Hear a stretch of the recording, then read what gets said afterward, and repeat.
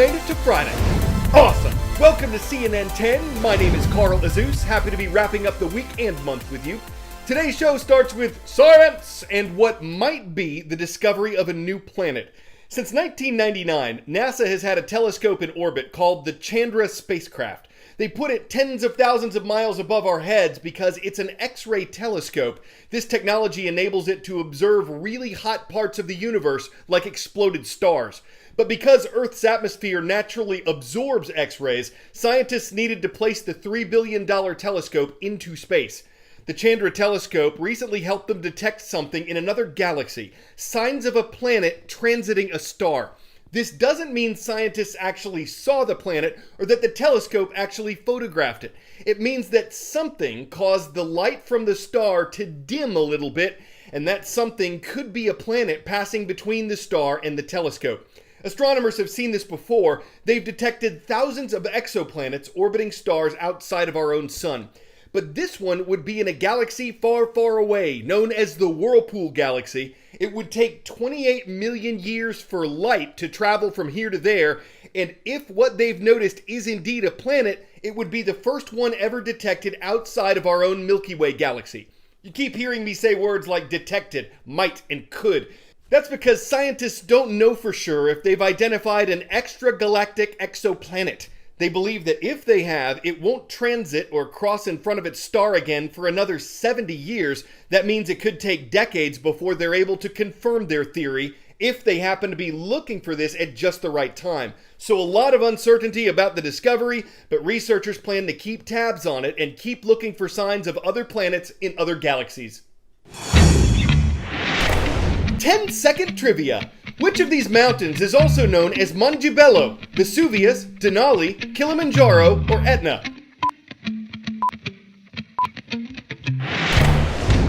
Monte is the Sicilian name for Mount Etna, which is located on the island of Sicily.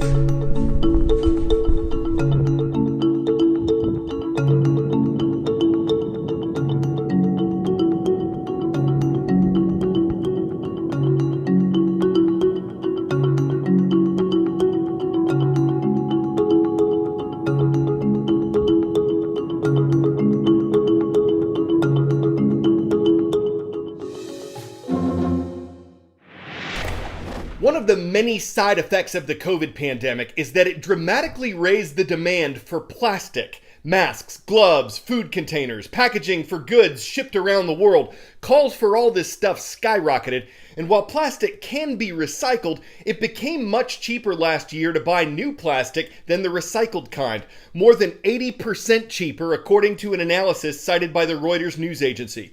Plastic is inexpensive, it's durable, and tons of it winds up in landfills where it sits without decomposing for a very long time. There are alternatives being developed, like you're about to see, but they don't always work as intended. The original plan for an alternative packaging called Uhu was to replace water bottles. But as technology news site BGR reports, the small liquid pods didn't hold nearly as much fluid as bottles, they're not as durable as containers you could throw into a gym bag, and they don't last as long on a store shelf, for instance, to compete with plastics that can sit for months. But the company that makes Uhu is finding other ways to move forward with its mission.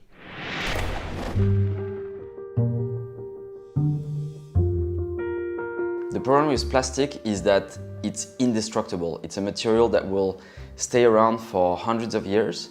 So it's really, really performant, but we use it for the wrong reasons. We use it in places where we throw away something after just 5 minutes of use. And that's really this problem we're trying to solve. According to the UN, every year 300 million tons of plastic waste is generated. Half of that plastic is designed to be used only once. That's why Pierre Paslier set out to find a material that eliminates our reliance on plastic for single-use packaging, taking his inspiration from nature. We chose seaweed because it has a lot of sustainable credentials. First of all, it grows very fast. Some of the seaweed that we've tried in the lab grows up to 1 meter per day. Second of all, it doesn't use fresh water or fertilizer to grow. It just grows on its own in the sea without human intervention. And on top of that, when it grows, it sequesters carbon. So it really is something that has a lot more potential in helping us getting out of this problem than a lot of other biomass. Nopla has used this innovative material to produce its flagship product, Uhu. The packaging, made out of seaweed, can hold drinks and sauces and is able to biodegrade in a matter of weeks. It's really in line with fruits and vegetables, so Nopla packaging can break down in a home compost extremely fast, just like an apple or just like an orange. The entire bubble can even be swallowed whole. Manufacture begins in Nopla's East London warehouse, where chemists mix different seaweed and plant extracts to create a solution. This solution is used to create a thin membrane, which has properties suitable for packaging, ready to be filled with anything from ketchup to cocktails.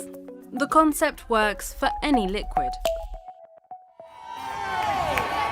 We partnered for the London Marathon with Lucozade. They were using plastic bottles and cups, and they were really keen to reduce the amount of waste that is created at these events. And actually, at the end of the event, it was brilliant that the trucks that clean the streets and usually have to stop at each station to pick up all of that plastic, they just drove by our station. There was nothing to pick up, so it was really incredible, the feeling that we had delivered hydration without the plastic. And beyond liquids, Nopla is looking to revolutionise the takeout food industry, with British delivery company JustEatTakeaway.com seeking to replace the plastic that typically lines food delivery boxes with seaweed. What we wanted to find was not just a card box, because that would leak. And so what the guys at Nopla have done so cleverly is add a lining to that card that gives the heat-proof, waterproof, grease-proof properties of plastic, but disappears in the ground in a couple of weeks. Nature has all of the solutions. We just have to continue getting our inspiration from it. Different plants, different trees, different vegetables. This is what the future looks like. We need to use more of other natural materials. And I think through this diversity, we can really solve this problem. And I'm really hopeful that we will.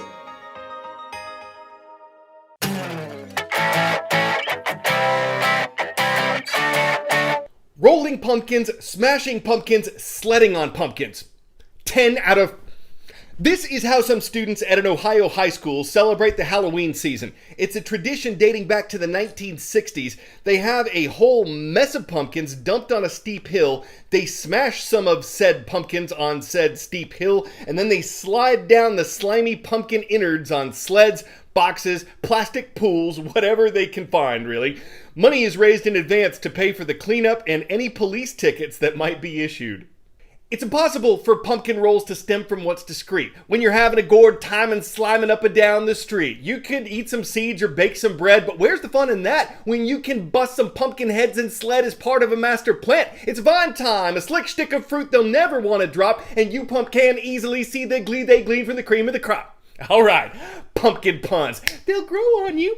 I'm Carl Azus. Before we leave today, we want to make a stop in Four Oaks, North Carolina to shout out the students of South Johnson High School. We hope you and everyone else watching has a wonderful weekend.